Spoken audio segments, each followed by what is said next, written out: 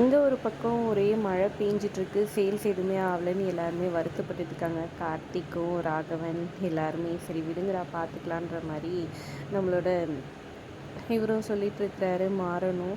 அப்போ வந்துட்டு இங்கே விஜய் வந்துட்டு போனஸ் கொடுக்குறேன்ற பேரில் அவங்க எம்ப்ளாயீஸ் எல்லாம் கூப்பிட்டு வச்சு இவங்க கால் மேலே கால் போட்டுக்கிட்டு ஒருத்தருக்கும் லைனில் நிற்க சொல்லி கொடுத்துட்ருக்குறாங்க.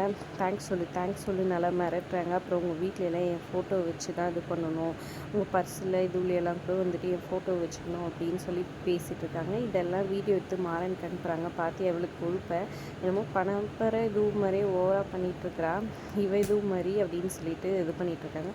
இவளை வேறு மாதிரி டீல் பண்ணணுன்னு மாறன் ஒரு பிளானை போட்டுறாரு சூப்பராக. அதுக்கப்புறம் கண்மணிக்கும் வந்துட்டு அந்த போனஸை கொடுக்குறாங்க. ஆனால் கண்மணி அதை வாங்காமல் அங்கேருந்து கம்மி போயிடுறாங்க. அதுக்கப்புறம் கண்மணிக்கு மாறன் கால் பண்ணி நான் சொல்கிற மாதிரி செய்யுங்கன்னு சொல்லிடுறாங்க. ஓகே நான் கண்டிப்பாக பண்ணுறேன்னு சொல்லிடுறாங்க. எல்லோரும் என்னடா இது ஏதாவது ஆக போகுதுரா, அதெல்லாம் ஒன்றும் அவர் பார்த்துக்கலாம் அப்படின்னு மாறன் சொல்லிடுறாரு. அப்புறம் கண்மணி வந்துட்டு இங்கே விஜய் வந்துட்டு கரெக்டாக ஸ்டோர் ரூமை பார்த்துட்ருக்குறாங்க. இந்த ரூம் இது வரைக்கும் என்கிட்ட காமிச்சதே இல்லையேன்னு மேனேஜர்கிட்ட கேட்டுக்கிட்டே நான் போய் பார்க்குறேன்னு உள்ளே போய் பார்க்குறாங்க. நீ கொஞ்ச நேரம் வெளியே வெயிட் பண்ணுன்னு சுற்றி பார்த்துட்ருக்குறாங்க. அப்போ கண்மணி நேராக போயிட்டு அந்த மேனேஜர் அங்கேருந்து போக சொல்லிட்டு இவங்க அந்த ரூம் இதுவும் வந்துட்டு லாக் பண்ணி விட்டுறாங்க. யார் லாக் பண்ணதுன்னு கேட்டுட்ருக்காங்க. அப்புறம் மெயினும் ஆஃப் பண்ணி விட்டுறாங்க.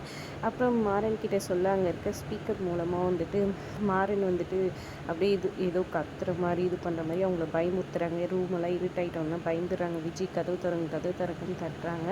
திறக்கமாக இருக்காங்க. விஜய் பயந்துக்கிறாங்க. பேய் இருக்கிறா, பயமாக இருக்கிறான்னு அலறாங்க. அப்புறம் சிரிக்கிறாரு. அதுக்கப்புறமா வந்துட்டு நீ இந்த கடை உண்டில் ஓடி போயிடு, அங்கே இருக்கவே கூடாது அப்படி இப்படின்னு மிரட்டுறாரு. அப்புறமா இதெல்லாம் கேட்டு சிரிச்சுக்கிட்டு வீரா நானும் பேசுகிறேன்னு அவங்களும் குரலை மாற்றி பேசி பயன்படுத்துகிறாங்க. கார்த்திக்கும் பேசுகிறாரு. செம்ம ஃபண்டாக வந்துட்டு இது பண்ணிகிட்ருக்குறாங்க. அதுக்கப்புறம் ஒரு கட்டத்தில் பாவம் அங்கேயே எதுனா இதுவும் ஆகிட போகுது, நம்ம கடை தான் அதுக்கப்புறம் சேல்ஸ் ஆகாமல் போயிடும், அவள் திறந்து விட்டுருங்க நீ அப்படின்ற மாதிரி கண்மணிக்கிட்ட சொல்லிடுறாங்க மாறன். அப்புறம் கதவு திறந்தோடனே அலறி அடிச்சுட்டு ஓடி வராங்க விஜய் பயந்துக்கிட்டு. அப்புறம் இவங்க எல்லாம் சிரிக்கிறத பார்த்து இவங்களோட வேலையாக உங்களுக்கு வைக்கிறேன் பாரு அப்படின்ற மாதிரி அடுத்த பிளானாக விஜய் யோசிச்சுட்ருக்குறாங்க. ஒரு பக்கம் இங்கே வீட்டில் வந்துட்டு என்னடா இது மழை பெஞ்சு இப்படி எல்லாத்தையும் சொதப்பிச்சேன்னு சோகமாக வந்துட்டு உட்காந்துட்ருக்குறாங்க எல்லாருமே.